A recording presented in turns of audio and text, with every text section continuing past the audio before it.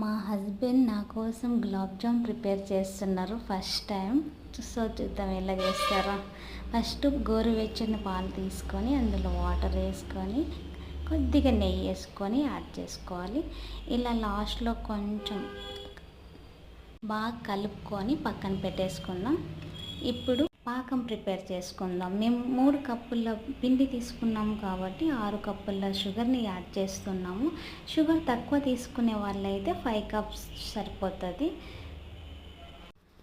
కొంచెం జ్యూసీగా ఉండాలి అనుకుంటే మేము 5 కప్ ఆఫ్ వాటర్ తీసుకుంటున్నాము. మీరు 4 కప్ ఆఫ్ వాటర్ తీసుకుంటే సరిపోతుంది.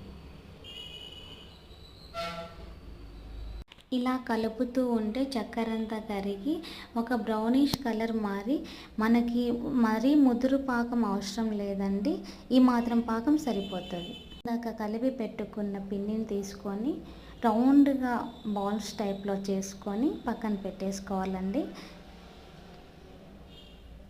ఒక ప్యాన్ పెట్టుకొని ఆయిల్ వేసి లో ఫ్లేమ్లో మనకి హీట్ చేసుకోవాలండి బాగా.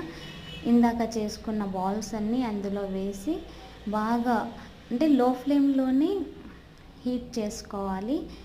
అలా అయితే మనకి మాడకుండా లోపల పిండి అంతా పిండి ఉండకోకుండా మనకి బాగా అన్ని వైపులా బ్రౌనిష్గా బాగుంటుందండి.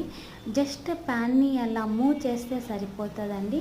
ఇలా చేస్తే అన్ని వైపులా ఈక్వల్గా బ్రౌనిష్ కలర్ వస్తుందండి. ఈ కలర్ వస్తే సరిపోతుందండి. మనం తీసుకోవచ్చు, పక్కన తీసేయచ్చు. ఇందాక మనం పాకం ప్రిపేర్ చేసాం కదా, అది కొంచెం గోరువెచ్చగా ఉండేటట్టు చూసుకోవాలండి. అయితే మనకి జ్యూసీగా బాగా పీల్చుకుంటుందండి.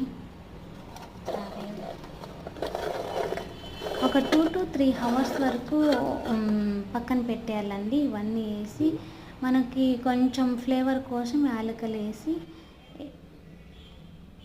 పక్కన పెట్టేయాలండి.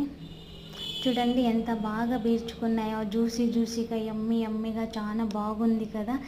చిన్నపిల్లలకి స్నాక్స్ గాను డిన్నర్ తర్వాత మనకి స్వీట్ తీసుకోవడానికి చాలా బాగుంటుందండి. Please subscribe my channel. Thank you for watching. Bye.